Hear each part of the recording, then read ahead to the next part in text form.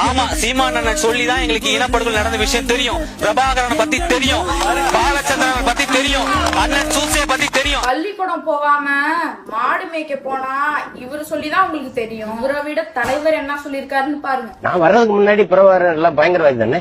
இன்னைக்கு தானே தலைவர் எங்க அண்ணன் எங்க பெரியப்பா அப்படின்னு குழந்தை எல்லாம் சொல்லுது. அன்னைக்கு அவருக்கான மதிப்பு இருந்துச்சு.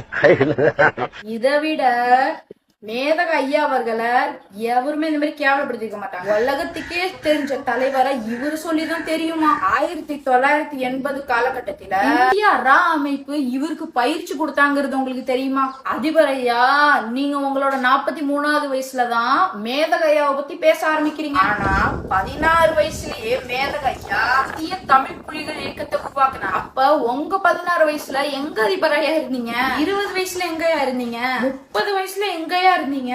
35 வயசுலயும் மேதகையாவை பத்தி பேசாம எங்கயா போனீங்க? 35 வயசுல நீங்க எங்க இருந்தீங்க, என்ன பண்ணிட்டு இருந்தீங்க? எனக்கு மட்டும் இல்ல, இந்த உலகத்துக்கே தெரியும். புதிய தமிழ் புலி இயக்கத்தை 1975ல தமிழில விடுதலை புலின்னு பேரை மாத்திருந்தாங்க. மேதக ஐயாவை பத்தி நீ சொல்லிதான் தெரியும்னா 25 வருஷத்துக்கு முன்னாடியே அமெரிக்கா போன்ற நாடுகள் எதுக்குப்பா எல்டிடியை தடை பண்ணி வச்சிருந்தாங்க? நீங்க சொல்லிதான் எல்லாருக்கும் தெரியுமா?